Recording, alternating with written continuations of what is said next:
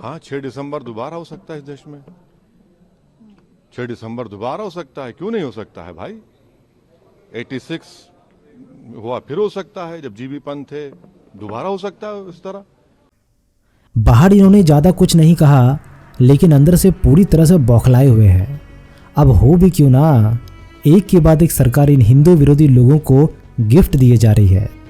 पहला गिफ्ट 22 जनवरी को मिला, दूसरा गिफ्ट 1 फरवरी 2024 को मिला। एक के बाद एक इतने सारे गिफ्ट मिलने के बाद किसी का भी सर चकरा जाएगा। दोस्तों, अगर आप सच्चे सनातनी हैं तो आपको ये जानकर बहुत खुशी मिलेगी कि ज्ञानव्यापी, जिसे पहले मस्जिद कहा जाता था, उसके तहखाने में अब पूजा शुरू हो चुकी है। इस घटना से भारत देश के तमाम हिंदू विरोधी दलों के साथ साथ विदेशों में रहने वाले हिंदू विरोधी और सनातन के दुश्मन आकाओं के पसीने छूट रहे हैं। तो चलिए जानते हैं कि आखिर ये ज्ञानव्यापी का पूरा मामला क्या है। मित्रों, स्वागत है आप सभी का हमारे YouTube चैनल द भगवाधारी में। चैनल को याद रखने के लिए इसे सब्सक्राइब कर लें, क्योंकि यहाँ जानेंगे आप सनातन धर्म से जुड़े ऐसे राज जिसे आप नहीं कर पाएंगे नज़रअंदाज। तो चलिए राम जी का नाम लेकर करते हैं इस वीडियो की शुरुआत। जहाँ भी शिवलिंग की स्थापना होती है, उसके ठीक सामने नंदी महाराज की स्थापना की जाती है और नंदी महाराज का मुख शिवलिंग की तरफ होता है। लेकिन काशी विश्वनाथ मंदिर के प्रांगण में जो नंदी महाराज की मूर्ति है, उसका मुख विश्वनाथ मंदिर की तरफ नहीं बल्कि दूसरी तरफ है।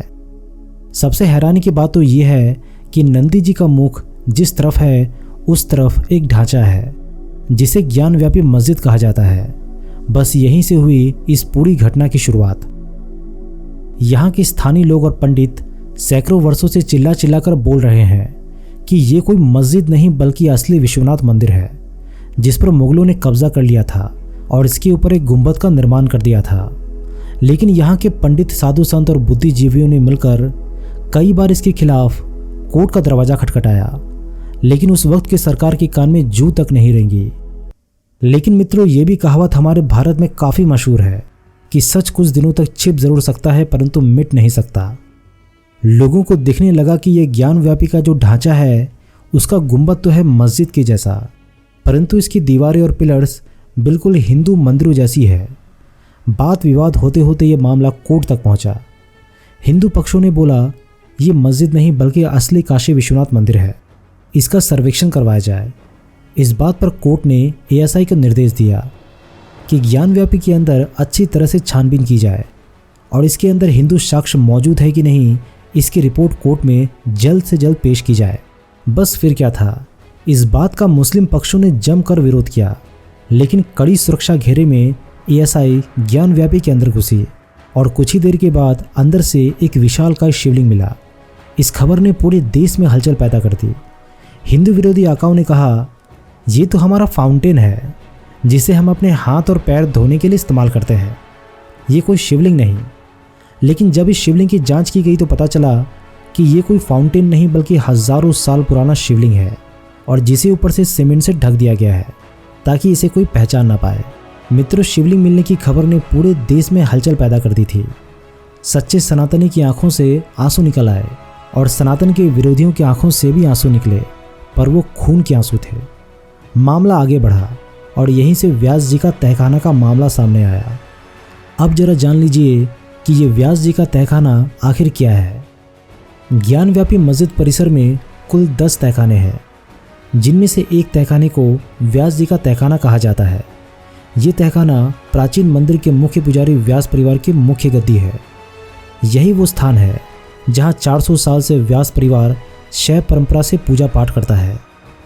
व्यास जी का तहखाना ज्ञानव्यापी मस्जिद परिसर में दक्षिण तरफ स्थित है, लेकिन उस वक्त की सरकार ने यह तहखाना बंद कर दिया था और इसके पीछे का कारण था राम मंदिर का विवाद।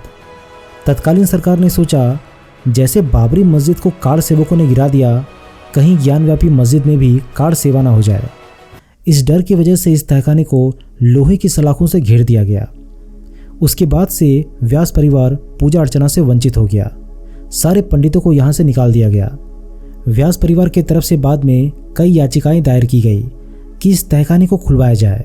यहाँ हिंदू देवी देवताओं की खंडित मूर्तियाँ हैं और ये पूरा का पूरा परिसर एक हिंदू मंदिर है। ये सनातन की धरोहर है। लेकिन उस वक्त की सरकार चुप रही और ऐसा लगभग 31 सालों तक चलता रहा। मित्रों, अब जानते हैं कि आखिर ये व्यास जी का तहखाना खुला कैसे। 25 सितंबर 2023 व्यास परिवार के एक सदस्य शैलेंद्र ठाकुर पाठक ने तहखाने में पूजा पाठ फिर से शुरू कराने की अनुमति मांगी थी। इसके बाद उन्होंने ये भी कहा कि तहखाने में जो भी मूर्तियां मौजूद है उसकी नियमित रूप से पूजा किया जाना बहुत आवश्यक है, क्योंकि यहाँ पर सर्वे में भी हिंदू धर्म से जुड़े चिन्हों और मंदिरों के होने के सबूत मिले थे। इसके बाद कोर्ट ने 31 जनवरी को दोनों पक्षों की दलील सुनने के बाद हिंदू पक्ष को व्यास जी के तहखाने में पूजा अर्चना करने की अनुमति मिल गई। इसके बाद मुस्लिम पक्षों को ऐसा झटका लगा जिसका दर्द उन्हें आजीवन मिलता ही रहेगा, और ये उन मुस्लिम पक्षों के बारे में है जो सनातन के विरोधी हैं। मित्रों, कोर्ट के आदेश के बाद 24 घंटे के भीतर ही वाराणसी जिला प्रशासन ने बुधवार देर रात बैरिकेडिंग हटवाकर ज्ञानव्यापी मस्जिद स्थित व्यास जी तहखाने में पूजा शुरू करवा दी। रातों रात व्यास जी का तहखाना खुलवाया गया और करीबन रात 2 बजे यहाँ पर वर्षों बाद पूजा अर्चना की गई। इसके बाद की सुबह मंगल आरती भी की गई। मित्रों, ये सब देखकर हिंदू विरोधी दलों के पसीने छूटने लगे। तहखाने की इतनी सुरक्षा बढ़ा दी गई कि कोई चाहकर भी आंख उठाकर नहीं देख सके। अगर आप सनातन की इस जीत से खुश हैं तो मित्रों वीडियो को लाइक ज़रूर कीजिएगा और चैनल पर अगर नए हैं तो सब्सक्राइब करना मत भूलिएगा। मिलता हूँ एक नए वीडियो में, तब तक के लिए जय सिया राम।